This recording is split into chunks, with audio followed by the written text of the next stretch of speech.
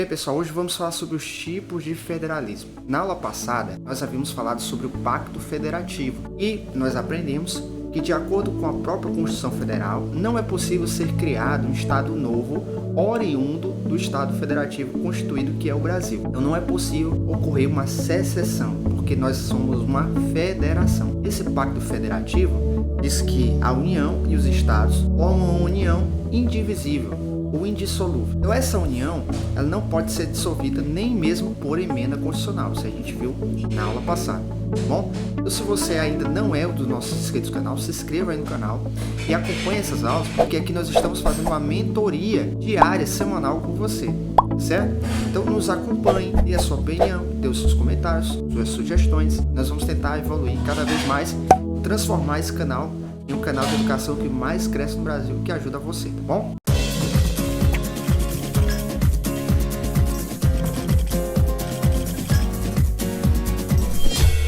Vamos lá para o tipo de federalismo. Existem dois tipos aqui iniciais que a gente vai debater aqui, ó, que é o tipo federalismo por agregação e o federalismo por desagregação. Vamos lá. O que seria esse federalismo por agregação? É caracterizado pela reunião de vários estados. Novamente, eu havia falado anteriormente, ó, vários estados para a formação de um novo estado, seria um estado federal. Esse movimento se dá de forma centrípeta, certo? Então veja, o Brasil, lá nos seus primórdios, lá no ano de 1500 e tarará, na época lá do descobrimento, o Brasil era apenas uma área, uma terra, um espaço que foi encontrado. No entanto, com o passar do tempo, vários estados foram se formando. As colônias vieram para o Brasil, outras etnias, e ali passaram a ficar naqueles locais, e com o tempo, esses locais se tornaram vilas, mais tarde cidades e mais tarde estados. Então veja, quando esses estados estavam em desenvolvimento, eles consideraram a ideia ou a hipótese de se unirem para formarem um estado federal como nós conhecemos hoje, que é o Brasil. Então no nosso caso aqui, ó, o Brasil, ele tem um federalismo por agregação. Nesse caso, o movimento que ocorreu lá nos primórdios da Constituição do Brasil foi um movimento centrípeto. Isso aqui é muito comum em provas, tá? E com esse movimento centrípeto, vários estados da federação, se uniram e formaram um estado federal que nós conhecemos como o Brasil. O Brasil é um estado federal. Bom, vamos lá, continuar o nosso raciocínio aqui. O federalismo por desagregação, ao contrário, ocorre quando o estado unitário se descentraliza. Grave bem essa palavra aqui, ó, descentraliza. E aí nós temos um movimento centrífugo.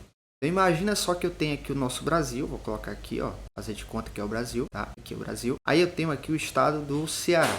Aqui, ó. Ceará tá mais ou menos aqui, ó. Ceará. Aí o estado do Ceará, ele quer sair do Brasil, ó. Ele quer se desagregar ao estado federal, ele quer se descentralizar para formar aí, quem sabe, um novo estado. Então esse tipo de federalismo, ele não pode ocorrer. De acordo com a nossa Constituição Federal, isso não vai ocorrer, porque não existe a secessão, certo? Não existe a possibilidade de ocorrer uma ruptura, uma quebra, uma cisão entre os estados que formam a União, o país como um todo, o Estado Federal. Jamais isso pode acontecer. Então, esse movimento, quando acontece, ele é chamado de movimento centrífugo. Mas esse movimento não pode ocorrer. Não pode ocorrer, tá certo? No nosso tipo de federalismo, ele não vai ocorrer em hipótese alguma. Certo? Então a gente já tem aí essas duas ideias que fiquem bem claras para você, porque realmente nas provas de concurso é comum serem cobrados esses tópicos. Aqui nós temos também, ó, o federalismo dual e cooperativo. Vamos analisar esses dois tipos de federalismo e identificar qual destes representa o federalismo do Brasil. O federalismo dual é caracterizado por uma rígida separação de competências. Rígida separação de competências entre o ente central, nesse caso aqui a União, é o ente central, e os entes regionais. Nesse caso aqui são os estados membros. Aqui, ó, quando ele fala aqui que há uma rígida separação de competências, ele está dizendo que cada um faz a sua parte, cada um tem as suas próprias responsabilidades e nenhum, em maneira alguma, poderá auxiliar um ou outro em alguma demanda que venha a surgir. Pode ser qualquer demanda. Questão de segurança, uma questão de saúde pública, não importa. Então aqui é uma rigidez, uma estrita separação.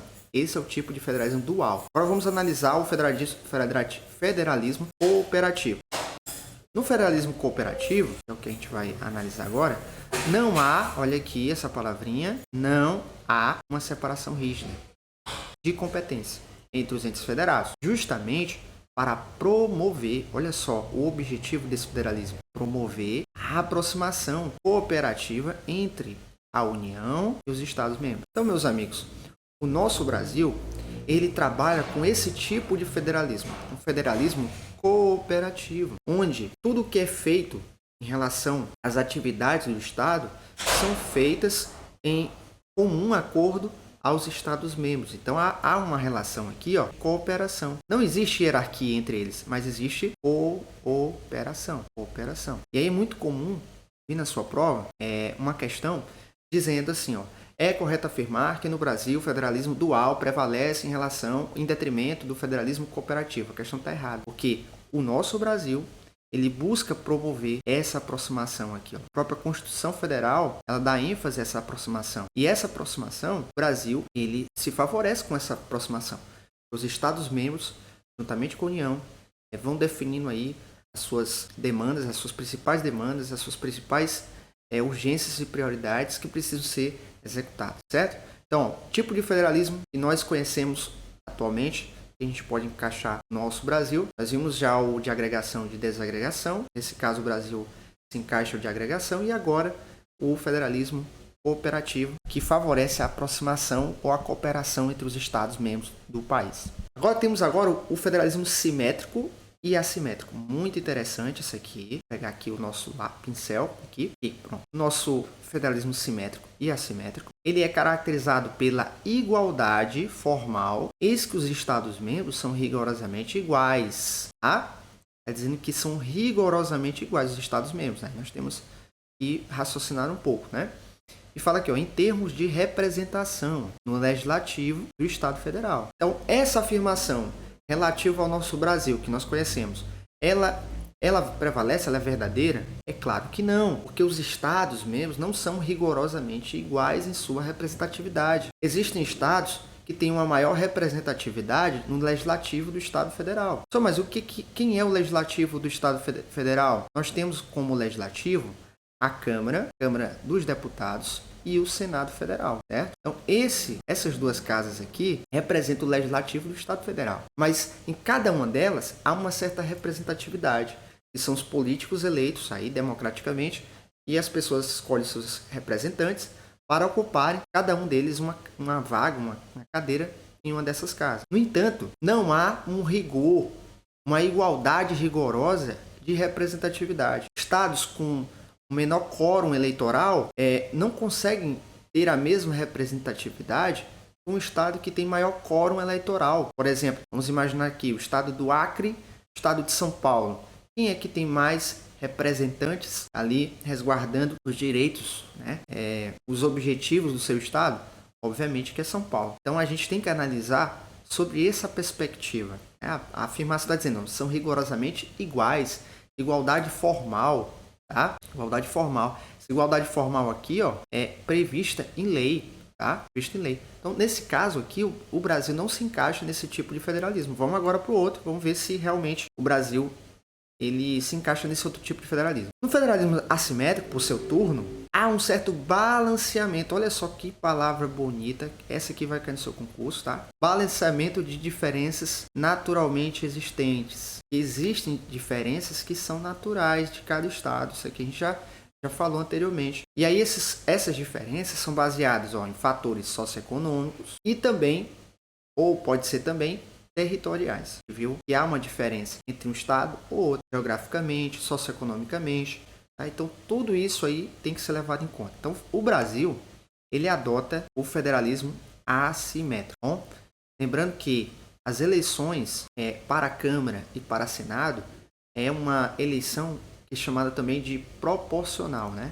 Uma votação proporcional, diferente dos cargos executivos que adotam o princípio aí de votação majoritária, ou seja, que tem que ter o maior número absoluto de votos, certo? Então vamos lá para a parte final, que é o federalismo de segundo grau. Também um outro tipo de federalismo, tá? E, pessoal, é muito importante a gente ter em mente que esses tipos de federalismo você precisa entender na sua essência o que cada um deles significa, porque nas provas de concurso é comum serem cobradas questões que abordam esse tipo de federalismo, eles trocam os conceitos, você precisa ficar atento a isso. Vamos lá, ó, federalismo de segundo grau, seria isso. De acordo com a doutrina, tá? Com a doutrina aqui novamente, né? Doutrina são os estudiosos do direito.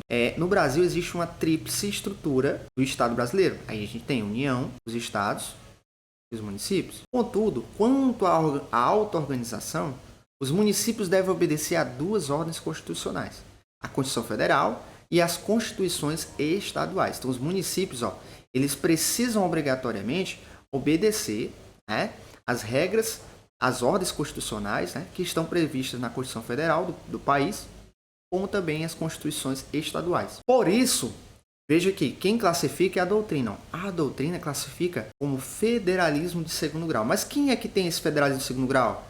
Quem é que tem? A gente acabou de ver. Os municípios possuem federalismo de segundo grau. Municípios. Ok? Agora, uma observação fatal para você despachar logo 10.484 concorrentes. Olha só, olha essa atenção aqui. A banca CESP, que essa banca aqui é temida, tá? Depois a gente vai fazer um vídeo falando sobre a banca CESP. Fala assim, ó, entende que o federalismo é de terceiro grau. Então veja, você precisa saber que para a doutrina, o federalismo do município é classificado como federalismo de segundo grau. Mas para a banca, que você vai prestar seu concurso, se Deus quiser você vai passar, ela entende como federalismo de terceiro grau. Então é uma observação fatal, importante. Você precisa ficar ligado para você não errar a questão e matar aí. Vamos agora para a parte final. Federalismo de equilíbrio. Agora a gente tem aqui, seria bem simples, né, o conceito. Deixa eu colocar aqui para vocês. O federalismo de equilíbrio busca estabelecer repartição equilibrada, aqui novamente, ó, repartição equilibrada, de competência entre os entes que compõem a federação. A ideia é a manutenção da harmonia entre os entes, reforçando suas instituições. Isso aqui é bem simples, bem intuitivo. O Brasil adota também esse tipo de federalismo, certo? É muito importante que você saiba diferenciar esse tipo de federalismo. Agora aqui, ó, vamos lá para o federalismo de integração. Bom, há uma predominância do governo central sobre os demais entes, com a imposição aos Estados-membros do modelo adotado para o ente central. Nele, há uma tendência de estabelecer um Estado unitário, descentralizado, e não um verdadeiro Estado federal.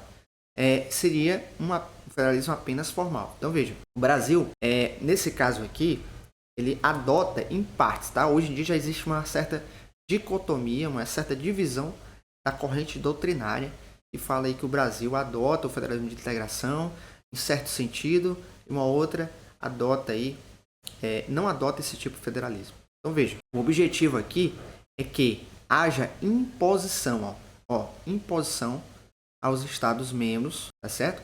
De um modelo adotado para o ente central. Então esse tipo de federalismo aqui, esse tipo de federalismo é um federalismo mais centralizado, com a visão mais centralizadora. E realmente, quando você faz isso, você impõe isso a um Estado-membro, de certa forma você está ferindo a autonomia desse Estado-membro, certo? Então é importante que vocês tenham esses conceitos em mente. Tome nota no seu caderno. Também um outro tipo de federalismo, o Estado é visto como um organismo, com a presença marcante do Estado Federal sobre os entes. Então imagina só, vou desenhar aqui uma pessoa, tá? Imaginar que o bonequinho fosse uma pessoa, né? E aqui, ó, nós temos o Brasil, o Estado brasileiro. Aí, ó, nesse caso, o nosso país, se ele é uma pessoa jurídica, ele possui membros, ele possui órgãos. Então, se eu tiro aqui, vamos imaginar aqui que aqui fosse um Estado. Se eu comprometo esse Estado, por algum motivo ele é comprometido, todo o corpo, todo o país vai sofrer com essa perda, com esse problema que apareceu nesse Estado. Agora, imagine só, se tem outro Estado e esse Estado também está passando por problemas. Então, o organismo como todo, o Brasil todo, se mobilizará para tentar sanar esses dois problemas aqui. Então, de fato, o Brasil ele adota esse federalismo, chamado também de federalismo orgânico, porque entende-se que o Estado brasileiro é um todo, ou seja, é um organismo onde os estados formam aí os membros, compõem toda a estrutura do Estado. Tá bom? Para os exercícios, porque aí você vai conseguir fixar ainda mais. A questão número 1 diz assim: de acordo com o princípio federativo, os interesses dos entes federados não podem ser sobrepostos aos interesses da federação, visto que o federalismo é baseado na relação de hierarquia entre o poder central, representado pela União, e as entidades que formam a federação, representadas pelos estados e municípios. Pessoal, questão muito boa da CESP, tá? Aí você vai julgar essa questão entre certo e errado, porém aqui ele fala que existe uma relação, ó, de hierarquia, tá? Entre o poder central, nesse caso aqui ele está chamando o poder central, ele está se referindo à União, tá? O poder central é representado pela União, ele fala novamente as entidades que formam a federação. Nesse caso são os estados e os municípios. Questãozinha aqui, muito boa, questão errada, nosso gabarito, viu pessoal? Porque não há relação de hierarquia entre esses entes. Há uma relação apenas de vinculação, tá? Há uma vinculação, mas não há hierarquia, nem tampouco subordinação. Há uma vinculação em função aí de que haja necessariamente, né, um controle, tá bom? Então não há uma relação de hierarquia entre União, Estado, município e DF. Cada um tem autonomia e competência para também se organizar e se dirigir, tá bom? Vamos lá para a próxima questão. A Federação Brasileira, formada de acordo com o disposto na Constituição Federal pela União indissolúvel da União, dos Estados membros, do Distrito Federal e dos municípios, é um federalismo tipo assimétrico, em razão da falta de homogeneidade entre os entes federativos. Questão maravilhosa, pessoal, a gente acabou de falar isso aqui. Federalismo do tipo assimétrico. O Brasil adota, sim, realmente, esse tipo de federalismo. Porém, aí ele fala aqui, ó, em razão da falta de homogeneidade. Gente, quando há uma falta, aqui, ó, falta de homogeneidade, é o quê? Falta de homogeneidade. Falta de homogeneidade é vou escrever aqui para vocês. Heterogeneidade. E de fato existe aí uma heterogeneidade em relação à representatividade. Alguns estados conseguem ter uma representatividade maior que outros em função do tipo de federalismo, que é o tipo assimétrico entre os entes federativos. Questão muito boa, nosso gabarito certa. A próxima questão. Em conhecimento à internacionalização da matéria relativa a direitos e garantias fundamentais, a Constituição da República estabelece que tratados internacionais em matéria de direitos humanos serão equivalentes a emendas constitucionais, se foram aprovadas em cada casa do Congresso Nacional em 2 turnos por 3/5 dos votos dos respectivos membros. Questão muito boa. Perfeito, pessoal. Questão aqui, o gabarito, ó, correto, tá? Realmente, os tratados em matérias de direitos humanos, eu vou até deixar em destaque aqui para vocês verem, os tratados em matéria de direitos humanos são equivalentes, tá, às emendas constitucionais. Isso só se dará se esses tratados forem aprovados em cada casa do Congresso Nacional. Professor, o que é isso? Aqui ele está falando das 2 casas que compõem o Congresso Nacional. Falei na aula anterior. A Câmara dos Deputados Federais e o Senado. Então, aqui são as 2 casas que compõem a Casa do Congresso Nacional como um todo, tá? Então, nós temos aqui, ó, é necessário que haja uma votação em 2 turnos, tá? E que tenha um quórum mínimo, o quórum mínimo de votação, né, obviamente, de 3/5. Então, se 3/5 do quórum dos deputados federais votarem a favor de determinada matéria em direitos humanos, em 2 turnos serão votados, serão aprovados, tanto na Câmara como no Senado. A partir desse rito, então, esse tratado internacional terá um peso, uma equivalência a uma emenda constitucional, tá bom? Então, questãozinha muito boa, questão correta. Pessoal, e é isso, pessoal. A gente vai trabalhando nos assuntos, a gente vai entendendo a matéria, vai fazendo exercício, praticando. Conforme você vai aprendendo, você vai conseguindo acertar a questão, tá bom? Meu objetivo aqui não é fazer você acertar 100% da prova, mas pelo menos 80% eu te garanto que é possível conseguir, tá bom? Forte abraço, fiquem com Deus e a gente se vê no próximo vídeo. Se puder, deixe seu like, ative o sininho, se inscreva no canal para você continuar acompanhando nosso canal aqui, o canal de educação que mais cresce no Brasil. Até mais, a gente se vê na próxima aula. Tchau!